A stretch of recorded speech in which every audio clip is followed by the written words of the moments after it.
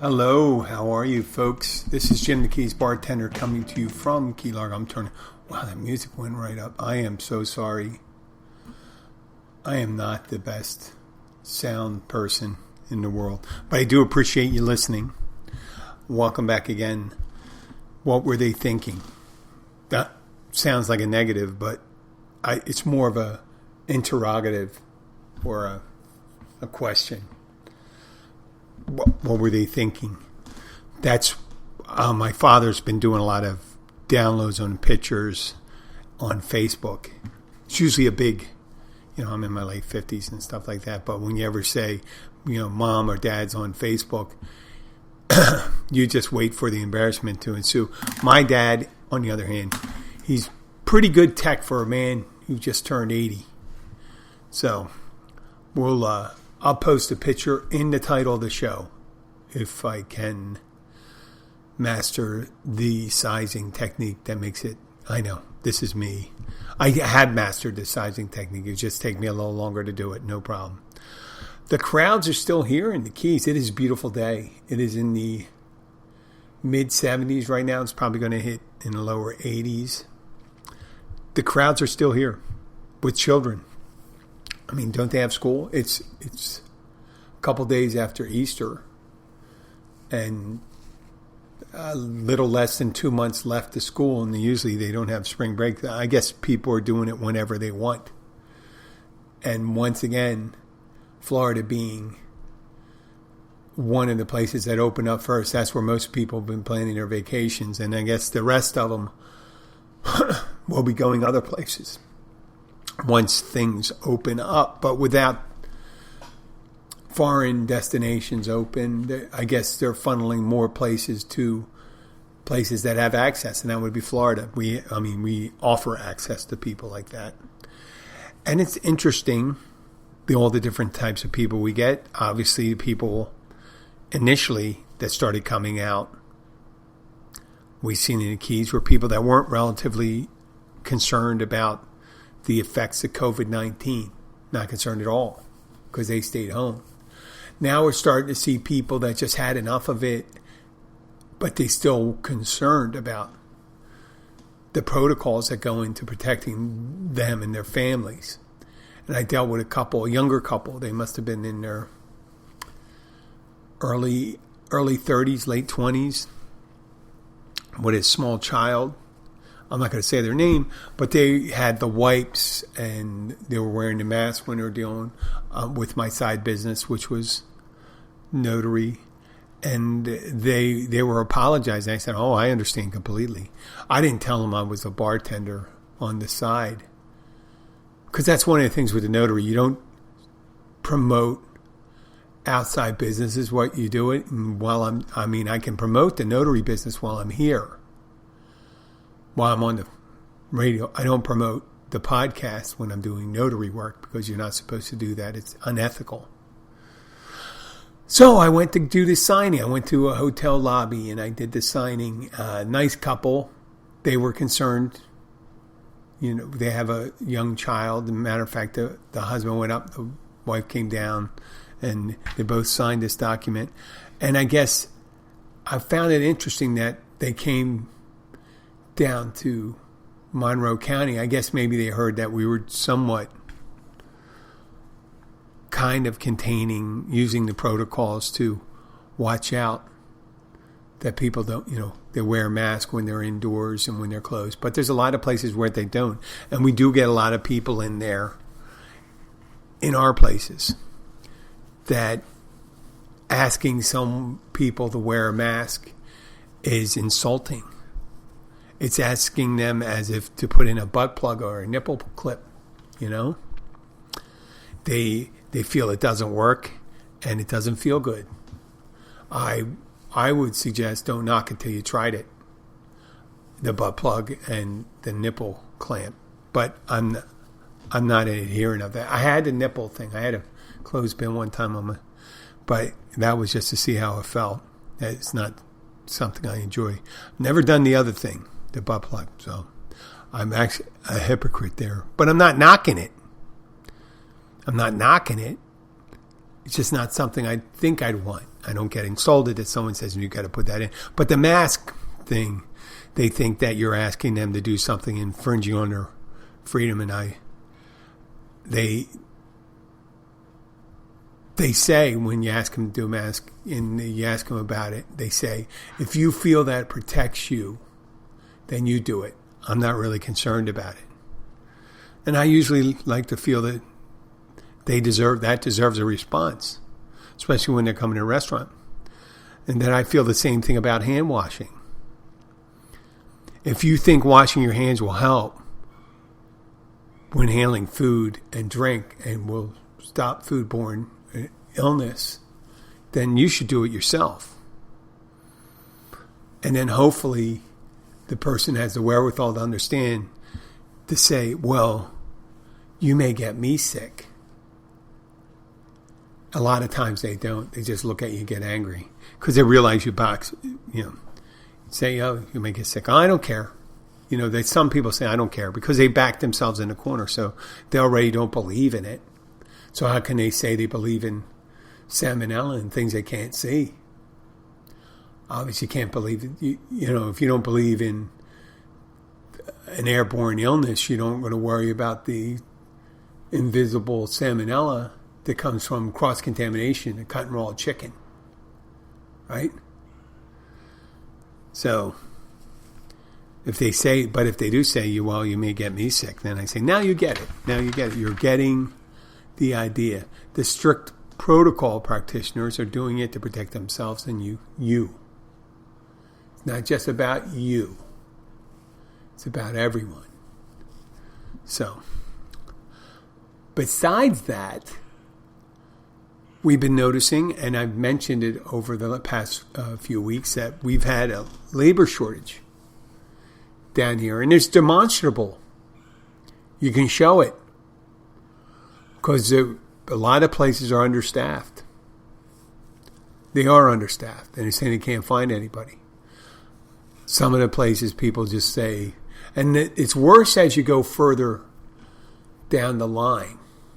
And my suggestion was, because of a lot of people, especially since the lockdown, some of the people that were here temporarily, the itinerant workers, they moved on. Especially when the first lockdown, maybe they went home or something like that, so you lost them. And then on the other side, you're losing workforce housing, as low-end housing is being replaced by brand new constructions. I hope that noise doesn't bother you. Someone's just turned on a sander. I'm going to have to close the window. I'm going to pause for a moment. I'll be right back. Now we're back. That's my neighbor there. He's quite handy. He's building a desk for one room he just had remodeled.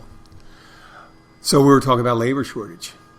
So a lot of these low-end rentals, some of them were prefab housing trailers and things like that, that those places were replaced with new construction so people could buy it. So a lot of people were buying up properties and stuff like that. We've seen it from all over the country.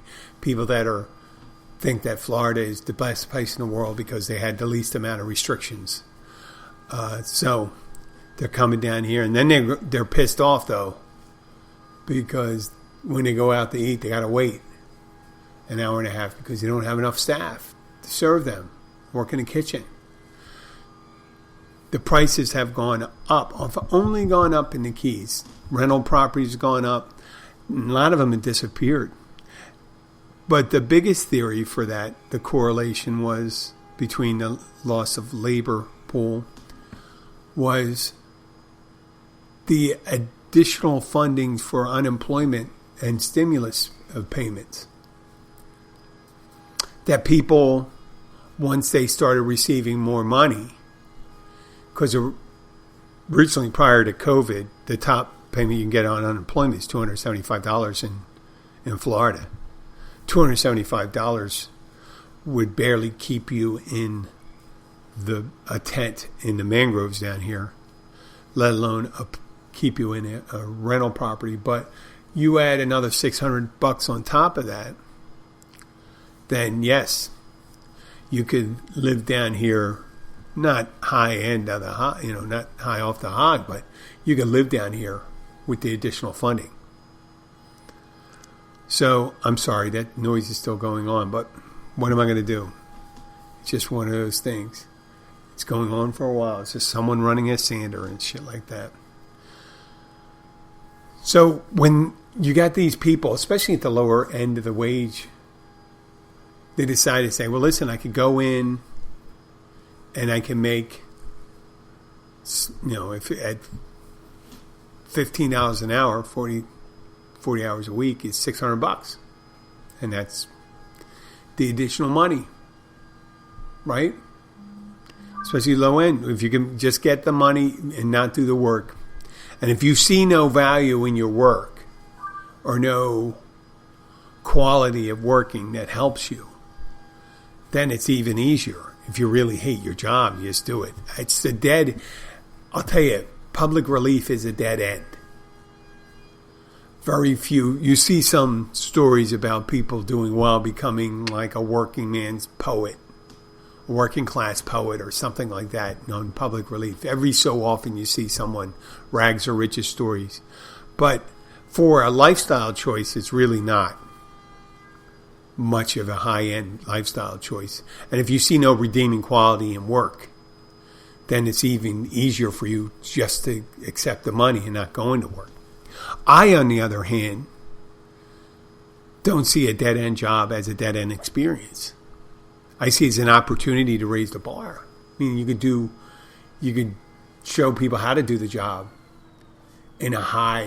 to a high standard, committed to a high standard of quality, delivering, if it's a service job or just menial labor, there's a certain high end. And you can use that feeling saying, I can do better than this by working hard and then looking for another opportunity. And use that difficult experience of working a job that's hard, difficult, and unrewarding as incentive to get a job that's better. I always thought I really didn't want to be stuck in a job, even if the money's really good. I don't want to be stuck in a job that I'm going to get tired of. It gets menial. Jobs get menial by the way you behave going into them, the way you experience the day, the way you get ready for work, the way you feel about going to work, the way you value your work. That's really menial. So some people weigh the value of their work by the compensation they receive, or some people weigh it by intangible rewards they have, like the meaning, the physical fitness. Like when as a bartender, I could look at it and people say, you're just a bartender. Well, I believe there's certain skill to becoming a good bartender. It's providing customer service, being able to do your job, being able to bartend, being able to talk to people, somewhat entertainment, sometimes as a counselor,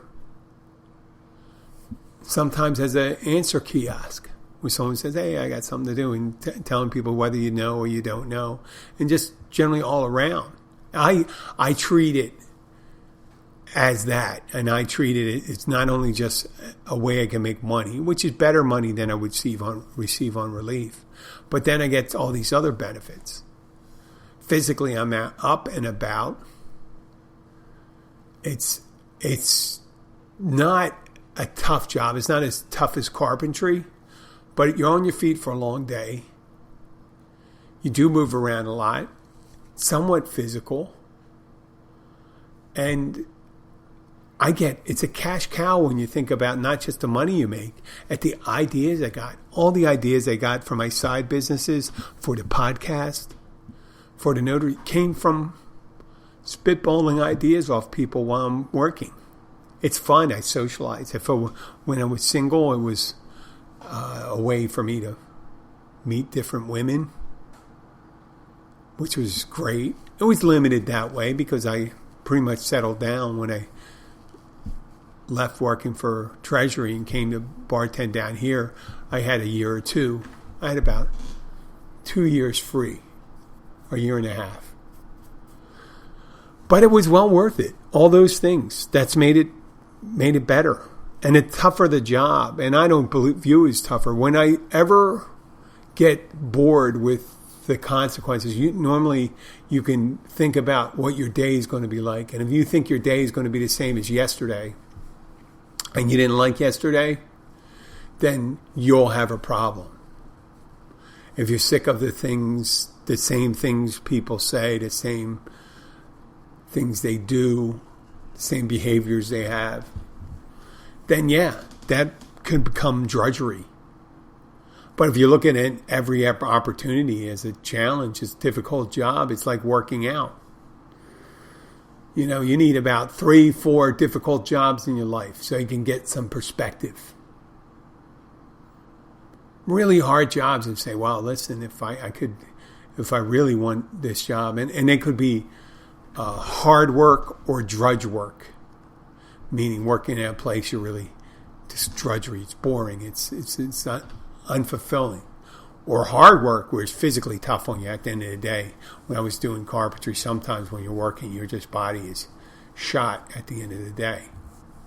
But I treat those jobs I had that were difficult, and I had more than 4 or 5 difficult jobs. I'd have to say maybe 12. Maybe. I got to think about that sometime. But I go to the gym and I challenge myself by doing weightlifting and cardio. When I challenge myself, I mean, when you're training, when you're weight training and you're cardio, you're forcefully doing things that are uncomfortable to exercise your body.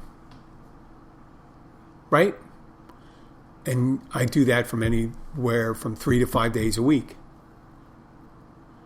And I do that day in and day out, week in and week out, in order to maintain a certain physicality that I have and want to maintain. And why not do that with my work efforts? If I keep on forgetting about that, say, I don't want to do this, I want to retire and this, what am I fucking going to do when I retire? What am I going to do when I retire? No, I'll just keep on doing what I'm doing. I'll bartend less and less, maybe do some other things. I got the notary work going on. I could end up, I don't know what I'm going to do next. The podcasting I like doing, that gives me joy. That's something I get up in the morning and then I think about it when I'm working. I say, well, that's a great idea. I get my ideas, but they're not all from working. Just yesterday, or the last 2 days, my father, who is just turned 80, he lives in Dover, Delaware, we bear a not unusual, remarkable resemblance to each other. Growing up, a younger man, I was a little taller and a little thinner, I think. He was a skinny guy, I was a skinny guy. And he ended up not being skinny, but we're not heavy either. Still relatively fit. He started doing an old picture dump, I have to call it. Old picture dump. Not crap. I'm not dumping, meaning putting out these old pictures and posting on Facebook. And they go back to, some of them are from the 30s or 20s, it looks like, for older pictures of my great-grandfather, my grandfather, both great-grandfathers and grandmothers on my dad's side, his mother's parents and his father's parents. And they all, my grandmother's from western Pennsylvania, and she moved as a young woman to Philadelphia, and she married my grandfather, who grew up in Philadelphia. And his father, Peter Horan, I think people say, they suggest that I'm a lot like my grandfather and my great-grandfather. My great-grandfather was a really big man. He was a couple inches taller than me even. I'm 6'4". He was around 6'6". But Grandpa was maybe 5'9". So there was a big size disparity between that and my. But my great grandmother was a small woman too, and my grandmother, my paternal grandmother's family, they were country folk. They got a big family, 7. My dad was. My dad's family, father's family, when they came over from Ireland, they were in Philadelphia almost the whole time. Within a couple blocks, they stayed. Matter of fact, my uncle, who was born my grandfather's brother, who was probably born in 1905, 1906, they lived on the same street until I think it was the early 90s. Yeah, 85 years on the same street in Philadelphia. They saw a big transformation in the city. And you see these pictures, and you're wondering, you see all these pictures. Tons of them. And it was much harder back then to take pictures, right? I mentioned that on my last show. You take the picture, you got to go and get it developed, unless you were an aficionado and you did the darkroom thing. Right? You have to go and use the developer fluid, use a red light, developer fluid, and then you develop the photo. And then once the exposure is the way you want it, you drop it in a fixing solution. And fixing solution stops the development of the photo, and then you hang it up to dry. I know a little about photography and film developing. Years ago, my cousin was a stringer. I guess they call him a stringer, like Peter Parker, but in Salisbury, North Carolina. And in the summers, a couple times I would handle the cameras for him and carry all the equipment. I was 13 or 14, and he was in his early 20s, and he used to send him, get phone calls and go to scenes of accidents and things like that. And he took me to a boating accident where a family had taken their boat underneath a pier, and the guy got the top of his head taken, the top of his skull taken off. Kind of gross. But he took all these pictures, and I don't know what made it in the newspaper back then, Salisbury Times, but he took me, we went, after he had the pictures taken, we went to the newspaper where he went to develop the photos. I went with him. It was fun. It was late at night. It wasn't fun looking at, someone having their head wrapped up, 14 years old and his brain spilling out. But besides that, he took all these extra pictures, and he took some of the pictures that they wouldn't publish in the paper, and he took them for his brothers. They were my cousins. They were a year or two older than me. We used to hang out. He wanted to make sure that they saw them and saw what the results were of drinking and driving. So those pictures I could talk about. But you see these pictures, and if the person who's in the photo isn't there to explain it to you, you're just gonna surmise what was going on. Like there's a picture of my maternal great grandparents, my paternal my grandfather's mother's parents, and they're standing there. Their son is in a tuxedo, and they're dressed up in front. And I'm thinking, is this his wedding? Is this his graduation? And they were from Western Pennsylvania. They were rural folk. And they weren't smiling, which is kind of what you're used to seeing. You don't see them smiling. But the same thing they had in common is in the city when the pictures were being taken. A lot of times you see my dad's father's family, and they're not smiling either. Got big Peter Horan and his little wife, who my father doesn't quite remember her name. I got to get my great-grandmother's name down. I'm sure we have it. My sister has it in the family tree. But they used to just stop, and when they had a picture like then, it wasn't on the spur of the moment. It was like, I'm going to have a picture taken. And there's a picture of my grandfather who's in a suit, and he's in Atlantic City on the beach in a suit. And my father said, well, he didn't like the beach too often, but he liked going to Atlantic City because he liked partying. My paternal grandfather, he liked partying. They said that's what I was similar to in an attitude. And there he's at the beach. Now I would at the beach, whether I like wearing a suit as well as anybody that likes suits. But when I'm at the beach, that is not something I like to do.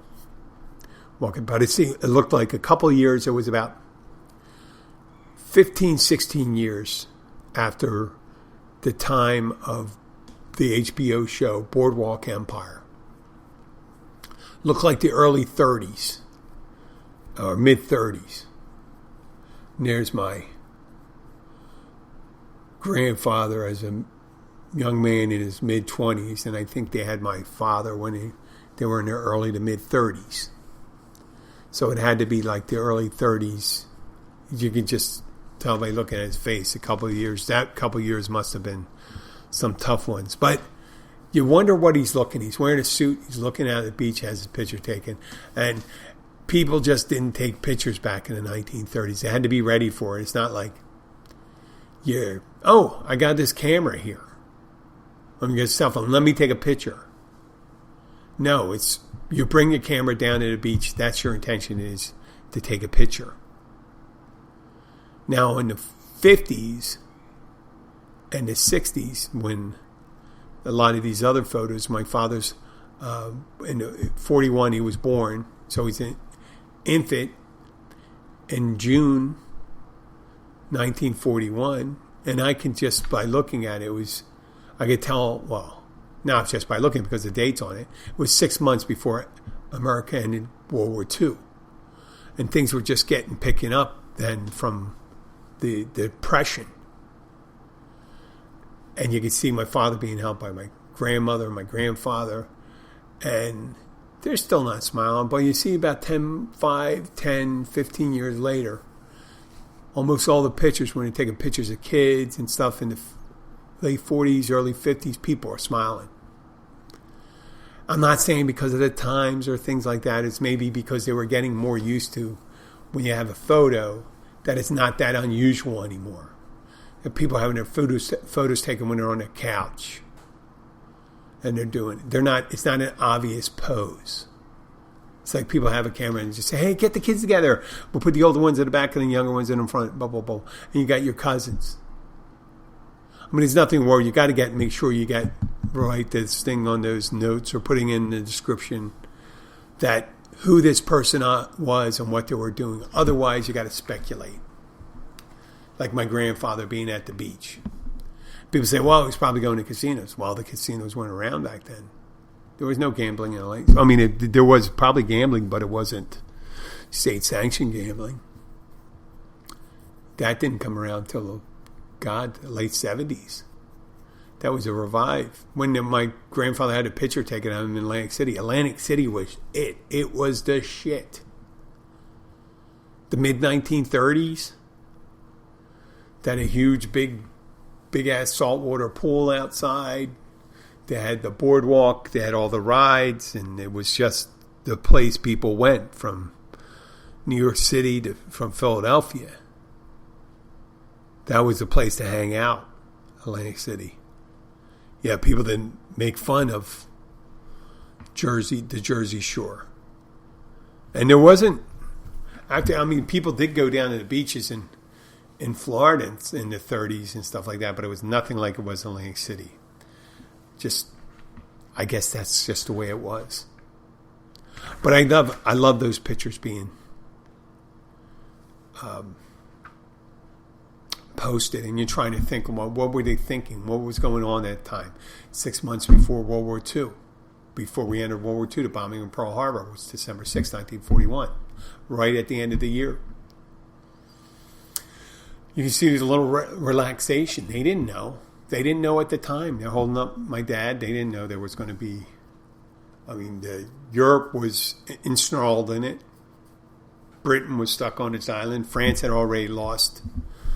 And I think Germany was already heading into Russia at the time. So you can kind of think of things when people are in the military. And I saw some of these things. Some uncles, one was in the 8th Army Air Corps. He was an airplane mechanic for the same squadron that the Memphis Belle was in. It was one of the bombers that did the most frequent trips, bombing runs in Germany. You can see them smiling, It wasn't all, it's war is hell, but it wasn't always that. And I know it was probably different for the guys in the Pacific and the guys that were on the, later on in 44 and, on the mainland in France or Italy. But on that lighter note, I do appreciate my dad posting those pictures, and I will post one of them.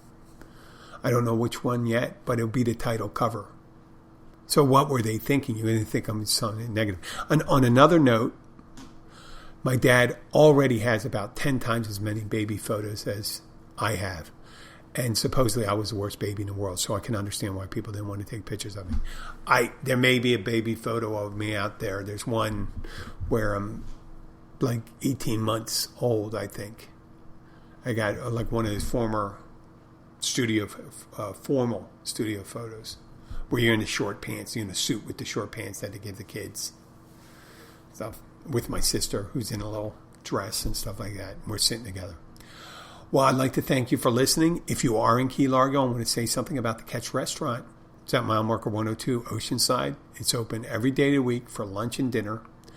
Happy hour from 3:30 to 6:30 Monday through Friday. Check for live music on Saturdays.